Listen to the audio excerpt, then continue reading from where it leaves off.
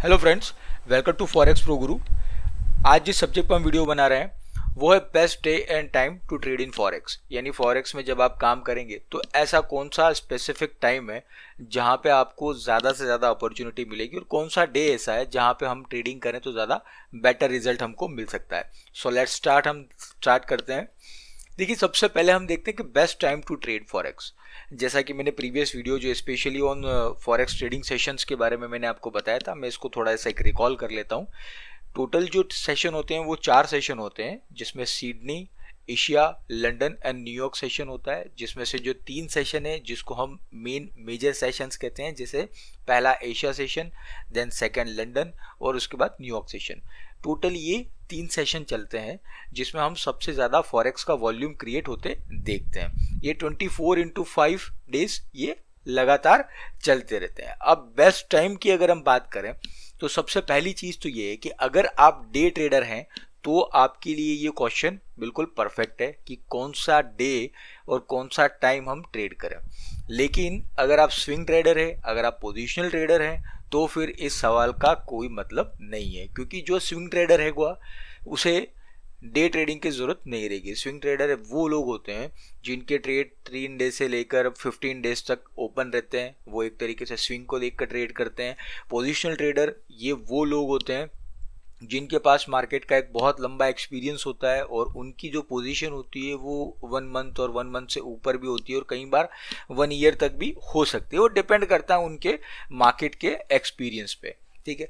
लेकिन जब आप इंट्राडे ट्रेडिंग करते हैं तो आपके लिए सबसे इंपॉर्टेंट होता है बेस्ट टाइम, क्योंकि आप चाहते हैं कि उस स्पेसिफिक टाइम के अंदर आप मैक्सिमम अपॉर्चुनिटी को ग्रैब कर सकें और आप प्रॉफिट कर सकें, ठीक है। सो यहाँ पे हम यही बता रहे हैं, लंदन सेशन जो है ये पूरे फॉरेक्स मार्केट का सबसे बिजी सेशन हम इसको कहते हैं।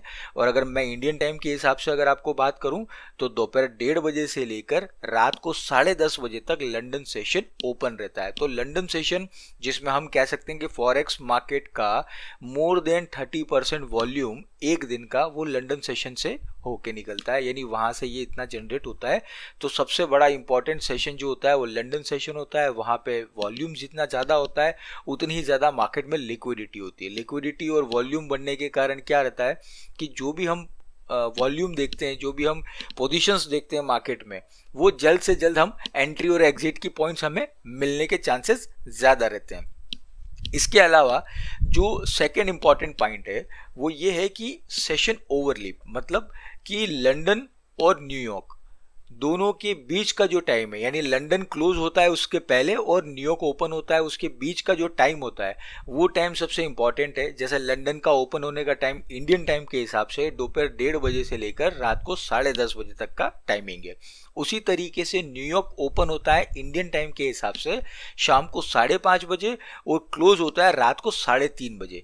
तो 5:30 बजे से लेकर रात को 10:30 बजे तक का टाइम जब लंदन क्लोज होता है, तब तक की जो 5 घंटे हैं ये सबसे best time to trade in forex. आपने देखा होगा कि मैक्सिमम जो वॉल्यूम जनरेट होता है शाम के टाइम, आपने देखा होगा, इस चीज़ को नोटिस किया होगा, ऑब्जर्व किया होगा कि मैक्सिमम मूवमेंट हमको वहाँ से मिलता है। तो सबसे बड़ी बात यही हमारे लिए है कि अगर हम डे ट्रेडिंग कर रहे हैं और हम चाहते हैं कि अपॉर्चुनिटी को हम प्रॉपरली ग्रैब करें और हमारे जो अपॉर्चुनिटी है उसको हम प्रॉफिट में बदलें, तो लंदन सेशन सबसे बेटर है।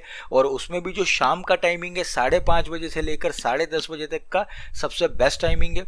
आपके सामने देखिए एक पिक्चर में मैं बता भी रहा हूँ कि वॉलेटिलिटी जो होती है वो लंदन सेशन में सबसे ज़्यादा होती है। और हम देख रहे हैं कि यहाँ पर वॉल्यूम हमें दिख रहा है, जिसमें लंदन सेशन के जितने भी ग्राफ आप देख रहे हैं उसमें ऊंची ऊंची बिल्डिंग टाइप में इमारत जैसे बना हुआ है, ताकि वो ये बता रहा है हमें कि जितना बड़ा वॉल्यूम होगा उतना ही बड़ा आपके पास में अपॉर्चुनिटी ग्रैब करने का मौका रहेगा। तो ये हो गया टाइमिंग्स। अगर हम बात करते हैं डे की, तो डे में आप देखिए कि हमारे पास में एक चार्ट है जिसमें मेन जो करेंसी पेयर्स हैं उनके मूवमेंट दिए हुए हैं, पीप जनरेशन दिया हुआ है, वो भी डे वाइज, ठीक है। तो हम देखते हैं कि मिडिल ऑफ द वीक का मतलब हो गया ट्यूसडे, वेडनेसडे एंड थर्सडे। ये 3 दिन सबसे ज़्यादा वॉल्यूम जनरेट होता है, ठीक है। क्योंकि जनरली क्या होता है कि संडे के बाद जब मंडे आता है तो कई बार ऐसा होता है कि मंडे मार्केट जब स्पीड पकड़ता है तब तक तो वो शाम हो जाती है, यूएस सेशन के बाद वो स्पीड पकड़ने लगता है, अनलेस कि कोई बहुत बड़ा न्यूज़ एनालिसिस ना हो, कोई बहुत बड़ी कोई डेटा अगर नहीं निकल रहा है, तो फिर मंडे का जनरली मूवमेंट जो रहता है वो बहुत ज़्यादा नहीं रहता है।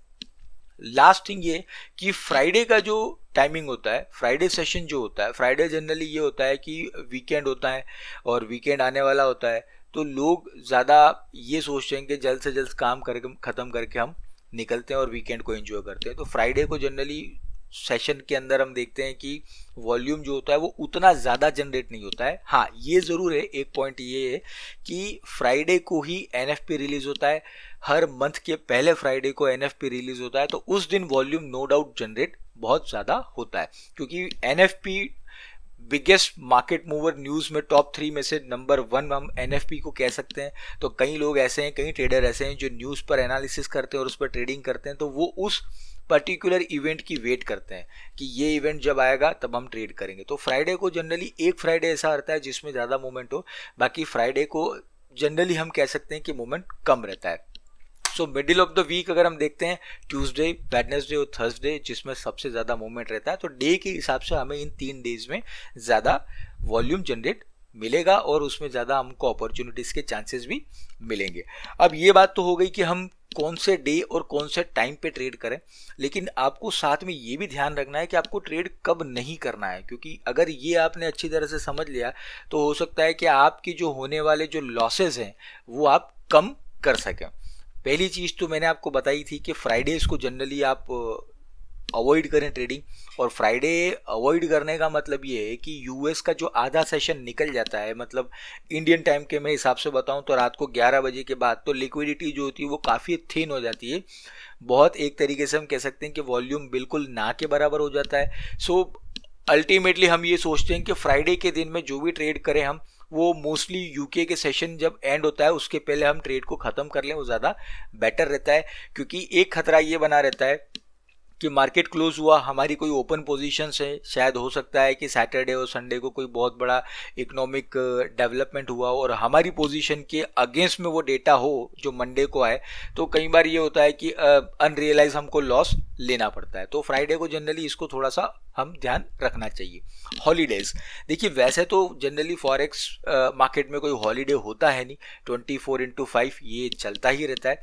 हॉलीडेज का यहाँ मतलब ये है कि किसी कंट्री में स्पेसिफाइड अगर कोई फेस्टिवल है, जैसे ईस्टर हो गया, क्रिसमस हो गया, हमने ये भी देखा है कि क्रिसमस से लेकर न्यू ईयर तक, यानी 25 तारीख से लेकर 24 दिसंबर से लेकर अप्रोक्स 3 से 5 जनवरी तक मार्केट में लिक्विडिटी बहुत कम रहती है, बहुत कम रहती है, क्योंकि ये ऐसा टाइम होता है जब यूएस में, यूरोप में, ऑस्ट्रेलिया में, एशिया की बहुत सारी कंट्रीज़ में काफ़ी लोग हॉलीडे के लिए जाते हैं।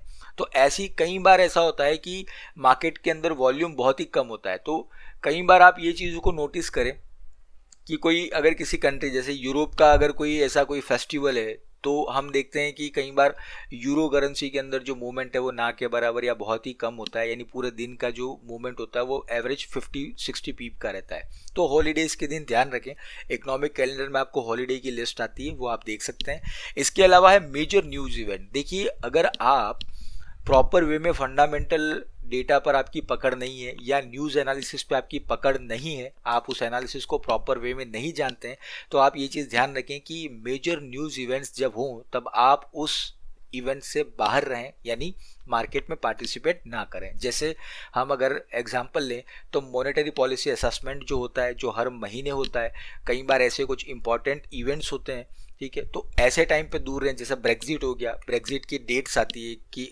अब ब्रेक्जिट में क्या होने वाला है या क्या चलेगा आगे जाके, तो ऐसे कुछ इंपॉर्टेंट डिसीजंस पे हमें ये ध्यान रखना चाहिए कि उस टाइम पे मार्केट से हमें दूर रहे जब तक कि हम उस न्यूज़ को प्रॉपर वे में समझ ना पाए, ठीक है। सो इन चीज़ों का ध्यान रखना बहुत ज़रूरी है। अगर आपने इन चीज़ों को ध्यान रखा तो ये मेरा श्योरिटी है कि आपके जो लॉसेस होंगे वो मिनिमाइज होंगे और आपके जो प्रॉफिट होंगे वो मैक्सिमाइज होंगे। सो गाइज, आज का वीडियो ये था। कैसा लगा वीडियो आप मुझे ज़रूर बताएं। आप मुझे फेसबुक, इंस्टाग्राम, ट्विटर और टेलीग्राम चैनल पे फॉलो कर सकते हैं। चैनल को सब्सक्राइब करिए और सब्सक्राइब करें तब आप बेल आइकन ज़रूर दबाएं ताकि मेरे हर वीडियो की अपडेट आप तक पहुंचे। Thank you very much for listening.